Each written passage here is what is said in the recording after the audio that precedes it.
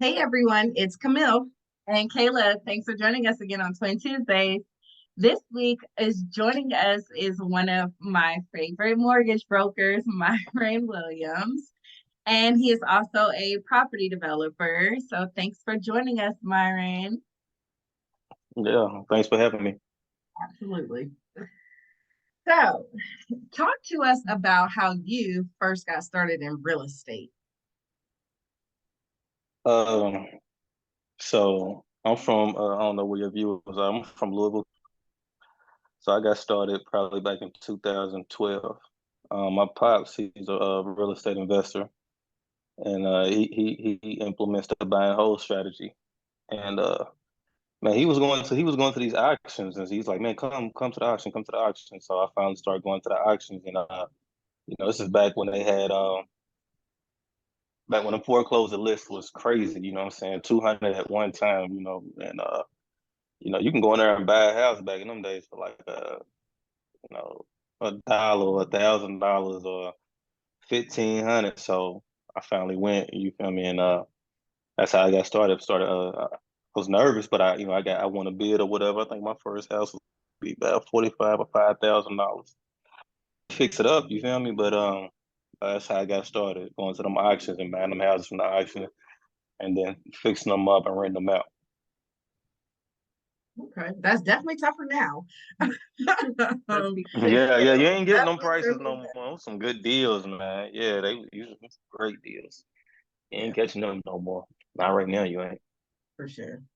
So you said that you bought that property and you flipped it essentially. And did you repeat or what was your next investment into real estate? So when I first got started, I was buying whole.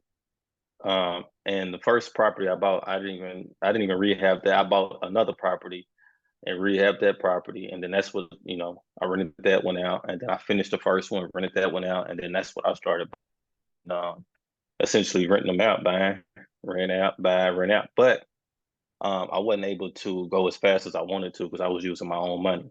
I didn't know nothing about any type of financing. I didn't know about hard money, private money. I was just using my own money to buy, fix up.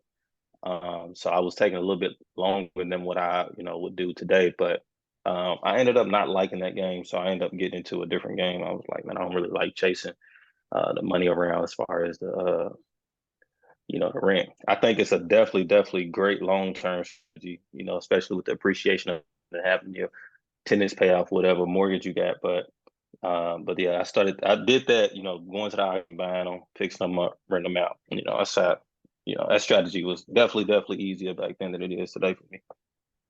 Okay. So tell us like why you think people should invest. Why not? Yeah.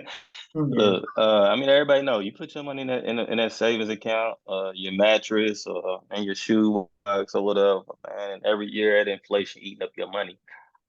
Typically, year on year end, houses appreciate. You know what I'm saying? So it's better to increase your money than to decrease it. You know what I'm saying? If you walked outside and your dollar now is only worth 50 cents, you're gonna notice that. And that's essentially what happens if you just hold on to your cash. So you definitely got to put it in something.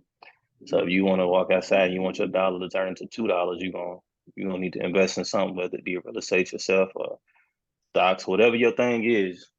You better invest, especially now today. The time that we're in today, everything is high.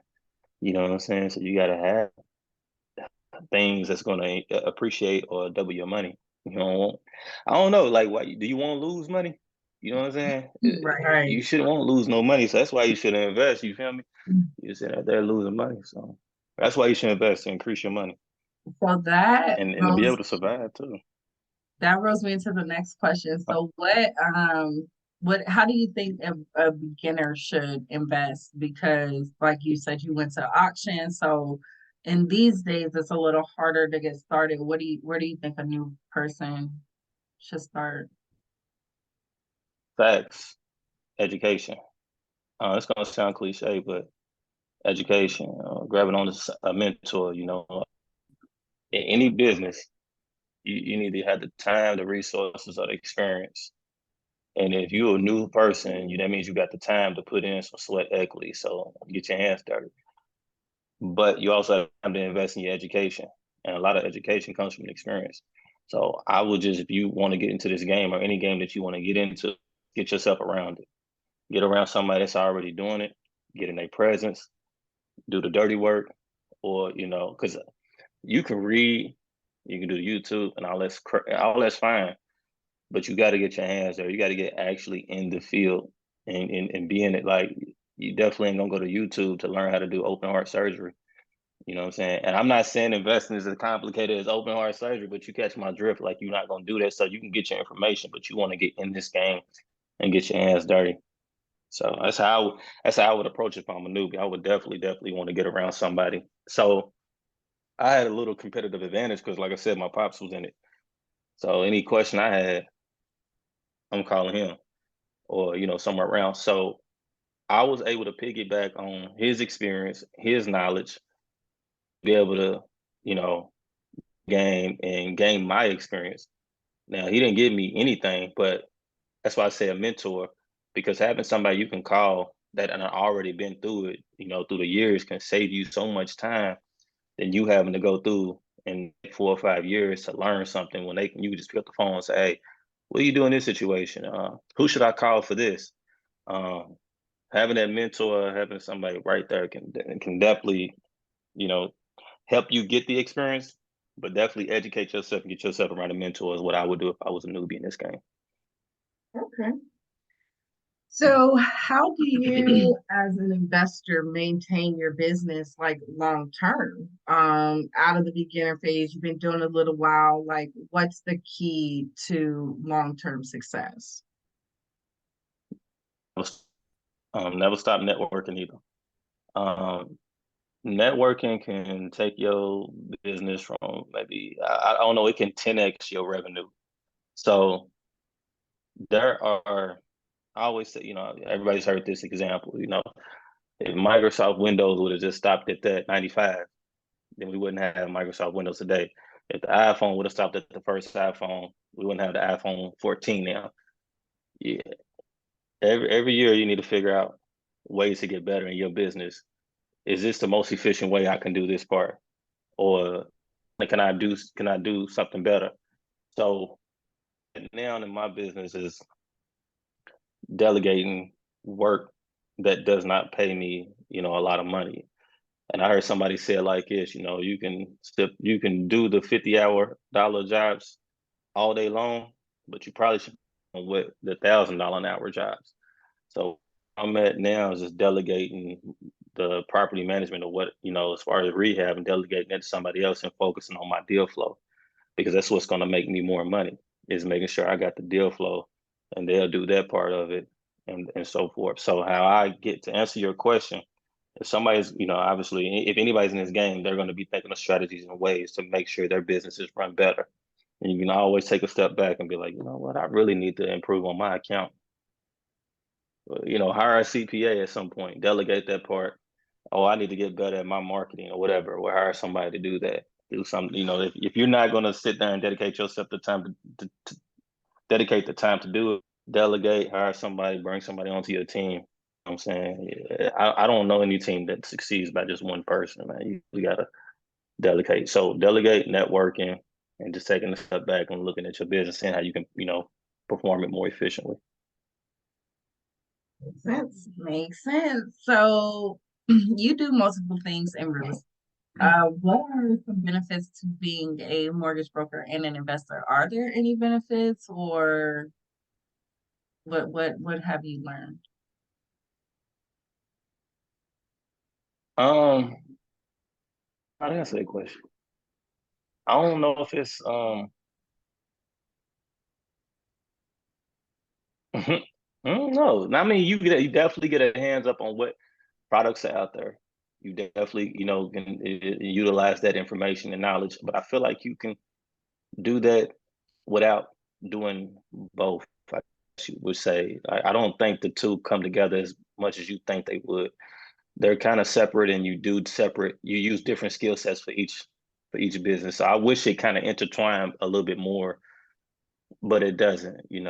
mortgage brokerage is a little bit more salesy, but being where I'm at now is more of a project manager type of thing, So they use different skill sets, but um, they still both, utilize building relationships.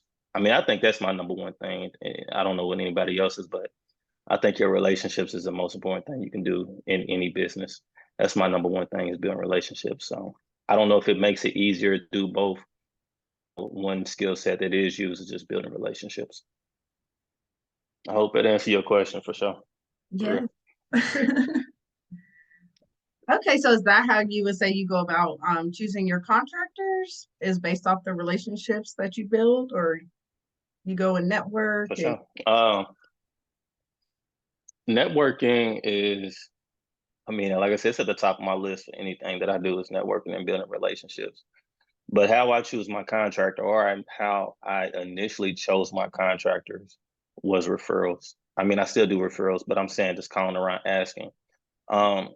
To assist anybody in how to choose contractors, like I said, you want to be in this field, go to those networking events, ask people that's reputable for their recommendations on contractors. There is a lot of different ways to field contractors, but I've played the part, Kayla, as you know, I've been a contractor as well. There is different ways that general contractors handle their business. But from my end, I would just say that when it comes to dealing with contractors, definitely check their references, see what type of work they've done. Because a lot of these, you know, when I got in the game, like I said, I can call, my positive quote unquote mentor at the time for information, but a lot of the stuff I did was on my own. So the first fix, I had someone run out on me, you know what I'm saying? A contractor, not completed the job, you know, and it hurt, so and that's why I said you got to get to go to it. So you got to go through those things to get better at your business, but you definitely want to have a contract in place. And if all possible, not exchange any money up front. But I do know there are contractors who operate like that. They're going to ask for 25% up front, and they do work. I know contractors that will do that. They just want to do that and just sure you're going to pay them. But being in this industry, like Kayla knows, it was for an I asked her, said, "Hey, you got any good reputable electricians?" Remember we talked about that, but that's just a relationship that I have. I said, "Hey, reach out to this person, let them know I'm serious." So, because I'm always trying to reach out to people just in case this person don't do what I need them to do. I can have somebody else, and just keep building that team. But you want to be around this industry, around the people, and that's why I say getting a mentor is really, really, really, really the probably most beneficial thing if you're jumping into this game, because they're going to already have some tried and true tested people under their fold that maybe they will pass on to you, maybe they don't, because some people don't want to share their people that they got because they like, this is my people, I don't want to share these people. But I do know some other people that you can work with. Yeah, exactly. Well, okay. Well, let the good people know how to reach you. Instagram, CEO.MWill. I mean, that's the best place to reach me right now. CEO.MWill. And I will take you to his TikTok and his YouTube channel. So yeah, I'm starting all that good stuff. YouTube channel the other day. So you subscribe to it? Yeah, of course. Did you? Of course, yes. So check him out. I got a subscriber. Yeah, I ain't even know. Nah, I'm about to put some stuff on there, man. I promise. Most of them. I ain't know you subscribe to it. All right. So I ain't got no subscribers on her. I think I had to switch accounts. So let me go double check. We'll make sure to follow. Okay. All right. So some words of encouragement for the week. Patience is the key to paradise. Until next time, follow us, like us, and subscribe on our Instagram, Facebook, and YouTube. T.W.I.R.E, Twins Winning in Real Estate. Thanks for joining us.